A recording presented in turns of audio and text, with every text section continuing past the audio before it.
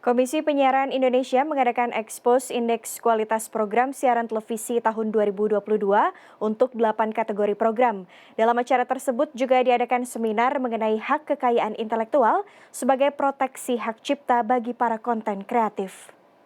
Ibu sekalian untuk mempersingkat waktu. Dalam mewujudkan sistem penyiaran nasional yang berkeadilan dan bermartabat bagi kesejahteraan masyarakat Indonesia, pada Jumat siang di salah satu hotel di Kota Bandung, Komisi Penyiaran Indonesia mengadakan Expose Indeks Kualitas Program Siaran Televisi tahun 2022.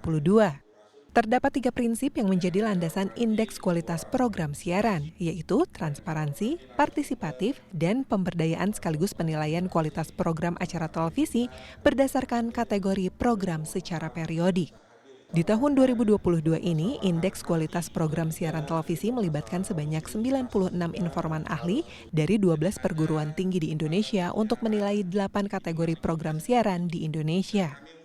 Dari 8 kategori program, 6 kategori program yang berkualitas sesuai standar KPI yaitu 3,00 dengan indeks tertinggi diperoleh kategori program religi sebesar 3,53. Untuk kategori program talk show 3,46, wisata dan budaya 3,44, berita 3,31, variety show 3,20, dan anak 3,18.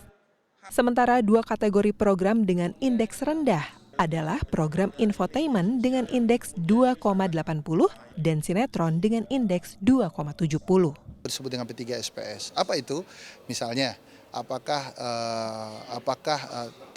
program ini sudah mendidik atau menghargai suatu budaya dan sebagainya. Itu tabulasinya detail sekali dan kita berikan kepada seluruh informan ahli yang ada pakar psikologi, pakar budaya, pakar media, semua berkolaborasi 12 perguruan tinggi negeri itu yang menilai terhadap kualitas program itu. Sehingga apa yang diambil, bagaimana kualitas itu dinarasikan secara terukur. Dengan metode apa? Ada mix method namanya. Dengan pola harus ada angka yang dikategorikan kualitas. Makanya angka yang kualitas itu ibarat IPK itu ada 3. Di atas 3 itu dia kategorikan berkualitas. Yang di bawahnya masih kurang berkualitas. Dalam acara tersebut juga diadakan seminar yang membahas mengenai hak cipta dengan tema sadar hak kekayaan intelektual, proteksi hak cipta konten kreatif antara televisi dan media sosial.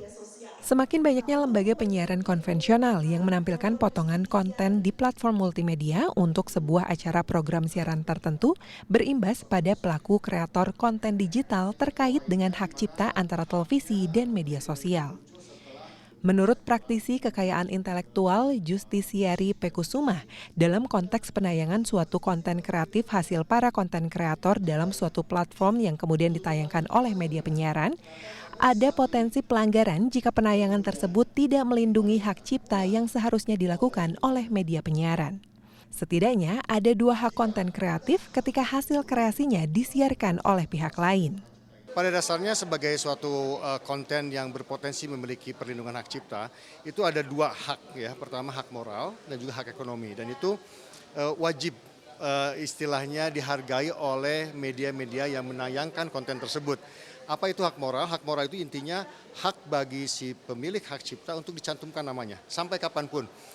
Si hak ciptanya bisa beralih, hak ciptanya bisa dijual, bisa diwariskan atau apapun, tetapi nama tersebut tetap harus ada, itu hak moral. Yang kedua adalah hak ekonomi. Nah, hak ekonomi ini adalah hak bagi si pemilik hak cipta ataupun si pencipta untuk memperoleh manfaat ekonomi dari hasil ciptanya tersebut.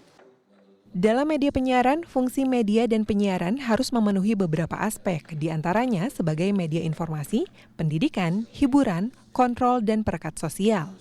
Hal tersebut disebut dalam Undang-Undang Penyiaran Nomor 32 Tahun 2022 pada Pasal 4 Ayat 1. Mita Handayani, Sidki Irfan, Bandung, Jawa Barat.